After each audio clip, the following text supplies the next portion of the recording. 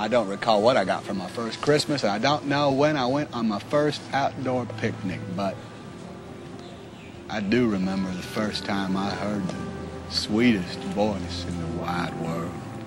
You can sit here if you want. I had never seen anything so beautiful in my life. She was like an angel. Well, you're gonna sit down, aren't you?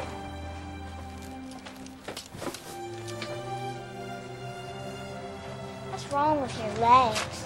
Oh, nothing at all, thank you. My legs are just fine and dandy. I just sat next to her on that bus and had a conversation all the way to school. My back's crooked like a question mark. These are gonna make me And next to Mama, no one ever talked to me or asked me questions. Are you stupid or something? Mama says stupid as stupid does.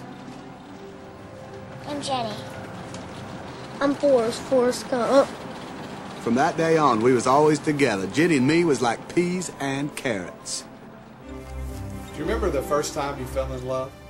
You remember what it was like? How the colors were just a little bit brighter, the birds were singing just a little bit sweeter, how everything in the world seemed to just make so much more sense. But after a while, that kind of feeling begins to fade, doesn't it? And we began to suffer highs and lows, and we began to maybe even feel ourselves somewhat pull away. And so we do things to remind ourselves that we're in love. We go out on dates, we take vacations together, we spend extra time, and we remember that those feelings of love are not what's important, but it's the commitment and the dedication to love. The same thing happens with us in our life with Christ.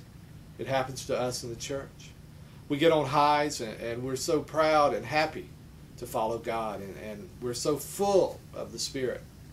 But then we make choices and we allow things in life to get to us, and we begin to pull away. And we begin to not quite feel God's presence like we used to. Well, just like in our relationships with others, we have to do the same thing with God.